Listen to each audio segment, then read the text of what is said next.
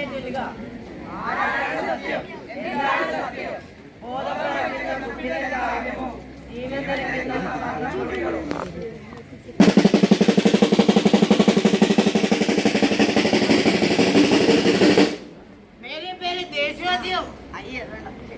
നാട്ടുകാരെ, കൂട്ടുകാരെ, നിങ്ങൾ ഈ നാട്ടിൽ നടക്കുന്നതല്ല അറിയുന്നുണ്ടോ?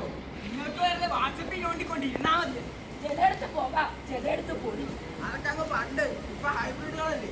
സ്കൂളിൽ നിന്ന് 5 കിലോ, എയർപോർട്ടിൽ നിന്ന് 10 കിലോ, പൂച്ചാട് പുറത്തുന്നവരെ 2 കിലോ. എന്തായാലും എക്സൈസുകാർക്ക് ഗോളായി.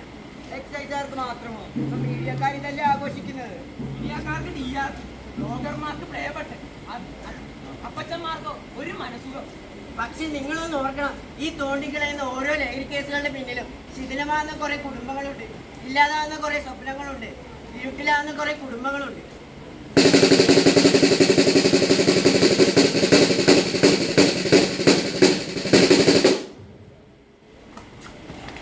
ഈ കഴിവനെ തല്ലിക്കൊന്ന് കെട്ടി തൂക്കണം.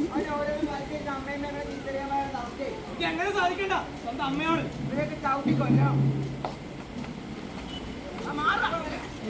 വെറുതെ ഇവരിങ്ങനെ തല്ലിക്കൊല്ലേ. അത് അവൻ ചെയ്ത് തെറ്റാ. ഒരു മകന് സ്വന്തം അമ്മയോട് ചെയ്യാൻ പാടില്ലെന്ന് വെച്ചാൽ അതെ, പൊറുക്കാനാവാത്ത തെറ്റ്. അതെ, പൊറുക്കാനാവാത്ത തെറ്റ്. അതെ, പൊറുക്കാനാവാത്ത തെറ്റ്. ഇവരെ തല്ലിക്കൊല്ലുന്നതിന് മുമ്പ് നിങ്ങൾ ഒരു കാര്യം ആലോചിക്കണം. ഇവൻ ചെയ്തത് തെറ്റാണ്.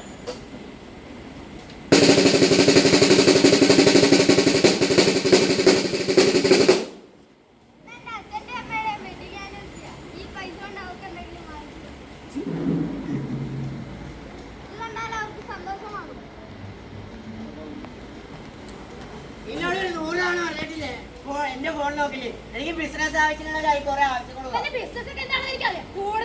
ഒന്ന് പോയടി, ഈ രണ്ടറ്റം കൂട്ടിമുട്ടിയുള്ള പാടെ എനിക്ക് അറിയുള്ളൂ. ഒന്ന് പോയടാ. കണ്ടില്ലേ, കഷ്ടപ്പെട്ട് സ്വരുക്കൂട്ടി വെച്ച കാശ് കൊണ്ട് ഒരു സമ്മാനം മേടിച്ചു കൊടുത്തപ്പോ അതിങ്ങനെയായി. എന്നിട്ട് പറയുന്നതോ മക്കൾക്ക് വേണ്ടിയാ മാതാപിതാക്കൾ ജീവിക്കുന്നത്.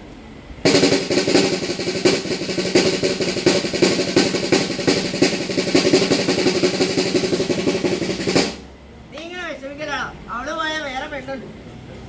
അവള് പോയാൽ അവളുടെ അത്രോ. ഇതാദ്യം എടാ, ഇതൊക്കെ ഇല്ല എന്ന് കോളേജില് പഠിക്കണം. ഇതും കൂടി ഞാൻ കളിച്ചു പാറായി.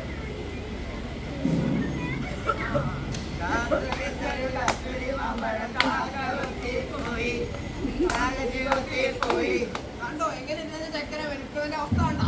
ഒരു ദുശീലമില്ലാത്ത ചെക്കനായിരുന്നു. ഇപ്പൊ ഇരിക്കുന്ന കണ്ടില്ലേ? പോയി ചെക്കൻ കൈവിട്ട് പോയി. ഈ ഇടച്ചിനെയാകാതെ ആർക്കറിയാം?